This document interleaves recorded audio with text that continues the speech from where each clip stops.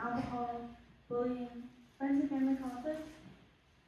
What about a unit on nutrition, or one titled Healthy Eating? If so, how in-depth and inclusive are this unit? And what about eating disorders? If so, how knowledgeable and sensitive were your teachers on the topic? Most health curriculums today fail to accurately cover nutrition and sensitively and inclusively cover eating disorders within their curriculums. Health curriculums are designed in order to instill healthy habits within students, and today, with rising obesity cases, obesity prevention programs and an emphasis on weight have largely been implemented in the classroom setting.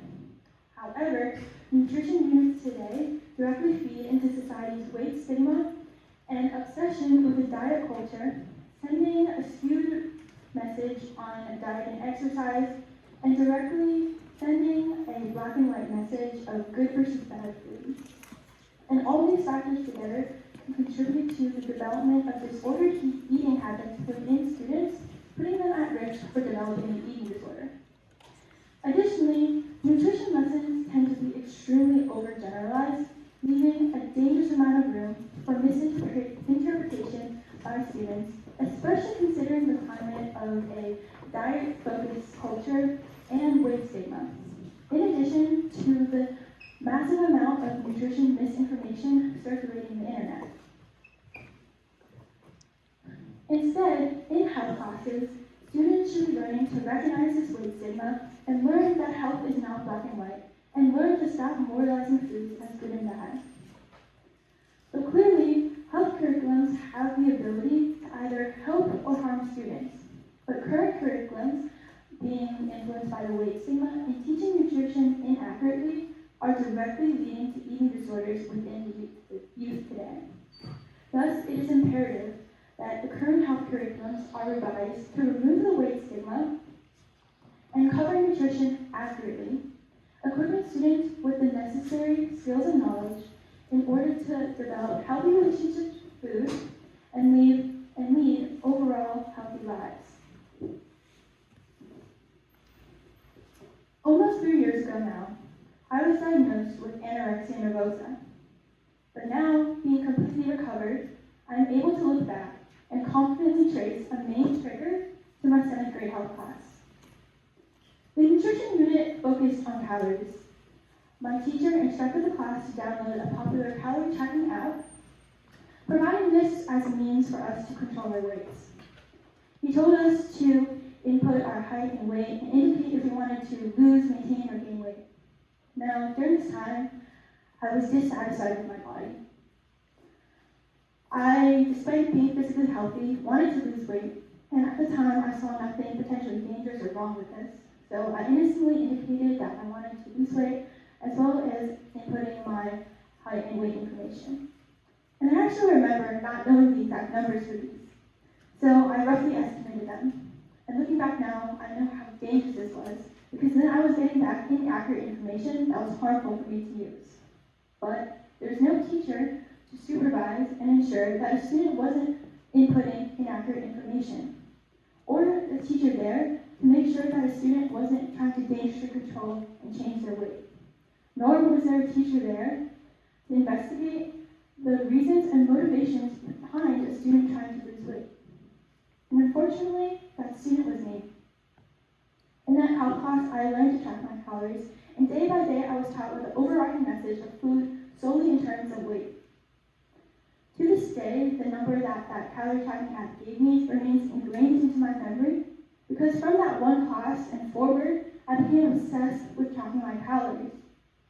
And overall, with combination of other contributing factors, this one health class directly led to the development of my eating disorder and diagnosis a couple of months later. And unfortunately, I'm not alone in telling this story. While conducting research, I was shocked and devastated to find the amount of similarities to my own experience and other people who had also developed eating disorders in relation to a health class lesson. And further, with more research, I was shocked to find the amount of evidence and research further proving all of our personal experiences. For example, in a study conducted with about 2,000 5,901 patients diagnosed with an eating disorder and in an intensive recovery program, about 18% attributed their eating disorders to exposure to an anti-obesity message. And this was about 522 patients. Now, out of this 522 patients, 46% received this anti-obesity messaging within the school classroom. That's about 240 patients. So clearly, an inaccurate nutrition lesson can directly lead to an eating disorder. But that's not all. We haven't even considered the multiple predispositions and vulnerabilities of certain students to develop an eating disorder before being introduced to an inaccurate health lesson. For example, with social media's influence and prevalence today, society's fitness standard is constantly being portrayed to the youth. And the fitness ideal has been proven that with exposure, it can lead to decreased and negative impacts on body image in teens. I think back to my 7th grade self, who was dissatisfied with her body because she didn't match what she saw in the media. And secondly, adolescence is a time of extreme and fast, rapid growth and development where teens need adequate nutrition in order to support that rapid growth, which poses the question, why are we teaching teens how to control their weights through potentially dangerous methods during this time of growth? So clearly, the current nutrition and health curriculums need to change because they are equipping students with dangerous behaviors for developing eating disorders. Yes, schools have good intentions of instilling healthy habits within their students, but are trying to do so with a skewed and narrow mindset, not taking into account the multiple dispositions and vulnerabilities of students to develop an eating disorder, and also the extreme problem with encouraging adolescents during this time of growth to start restricting and engaging in eating disorder behaviors. Clearly, current nutrition curriculums are doing far more damage than good in their students. There is a way to teach healthy habits in students, but schools need to do so without stigmas and without skewed views. Schools have the opportunity to either help or harm their students, but they can only help students by teaching with accurate and comprehensive lessons. Firstly, schools need to stop being influenced by the weight stigma. By shaming and isolating individuals based on their weight, not only has it been proven to directly lead to engaging in eating disorder behaviors, such as binge eating, but it has also been proven to directly have detrimental effects on mental and social well-being. Secondly, schools need to stop communicating the idea that health equals weight. In today's diet-obsessed and weight loss culture, it is difficult for anyone to distinguish health from weight loss and define what health really is. So it is more important than ever for health classes to emphasize in students that health is multifaceted and comprised of multiple elements far beyond just weight. Students need to be taught in the classroom that health is going to look different for everyone, and health does not look the same on every single body. Additionally, when it comes to teaching nutrition, curriculums just need to stick to the science. In today's culture, there is a black and white mindset, categorizing and moralizing food as simply good or bad. And this completely overgeneralizes such a complicated topic that is nutrition. Instead, in the classroom, students should be learning that all the food provides energy to our bodies. And students should also be learning how all of the different nutrients play different roles in our bodies. And by strictly sticking to the science when it comes to nutrition, students are given clarity in terms of food, and learn the inaccuracy in the commonly perceived idea of what health is today in society.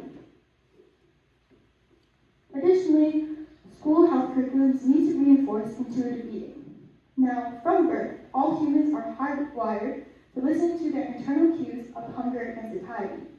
But conflicting messages from the media and from school, telling students to count their calories or restrict, can directly interfere with these internal bodily cues, giving students the message that they can't trust their own bodies, which is a message that needs to stop, because an essential part to leading a sustainably healthy lifestyle is being in tune with one's bodily cues.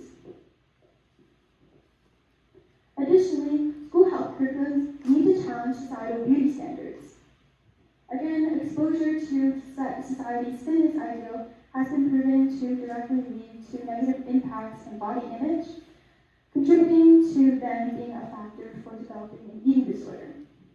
So health curriculums need to challenge this one idea of beauty and continue to emphasize that health does not equal weight, and health is again comprised of multiple elements besides weight.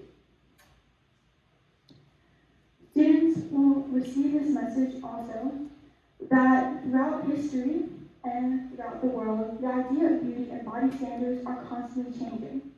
So by receiving these messages all together, students can realize that it is far more important to prioritize overall and lifelong health instead of trying to conform to a body standard that is constantly changing.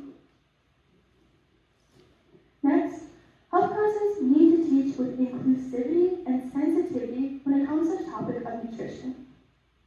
In any classroom setting, every single class member and student is going to walk away and internalize the message a little bit differently. For example, if you have an extremely determined and perfectionist student, they may internalize a message of calorie tracking and listen that moralizes food as good and bad to the extreme and start obsessing over calories or their weight or food. Schools need to take this into consideration when constructing their nutrition programs and remember that every single student is going to come away with a different internalization of a message due to past experiences or other predispositions. Additionally, schools need to teach their students how to spot misinformation and distortion in the media. Again, with social media's prevalence and influence on teens today, there is so much misinformation regarding nutrition out there from self-proclaimed nutritionists and in general just new diet claims or fad diets, and students need to be able to recognize what is fact from fiction and realize that engaging in certain behaviors are fatally dangerous.